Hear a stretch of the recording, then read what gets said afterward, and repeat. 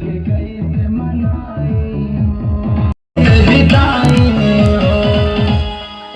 तू ही बतावा देवी माई हो, दिलवा के कैसे मनाई हो। तू ही बतावा देवी माई हो, दिलवा के कैसे मनाई।